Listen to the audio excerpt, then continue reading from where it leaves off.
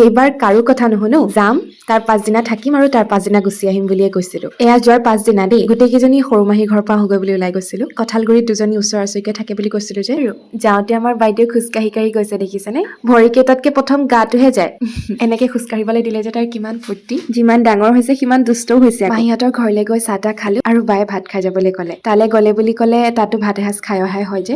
মাহীহঁতৰ ঘৰতো বৰ্তমান 4টা মেম্বাৰে আমাৰ এই অকণমানিজনীক মিলাই। ধিয়ামা নিজৰ মাজতে ব্যস্ত, তাই অকলে অকলে খেলি থাকে। চুমু এটা দি দিয়া, এনেকে দি দিয়া, দিয়া।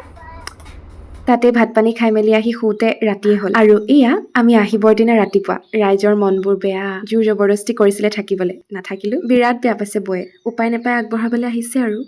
মাহীয়ে চাহ বাকি দিওঁতে গাড়ীখন পাই গুচি আহিলো। তাহাঁতৰ তাত মানে গাড়ী পাবলৈ বিৰাট দিগদাৰ। ষ্টেচনতে আহি কফি খাইছোহি। তাৰ পাছতো তামোল এখন মেণ্ডিটাৰী, আৰু ষ্টেচনত যে তামোল নাপায়, ওলাই আহি তামোল এখন খাইহে শান্তি। তেন্তে তামোল আমাৰ কিমান প্ৰিয় হ'ব পাৰে ভাবক।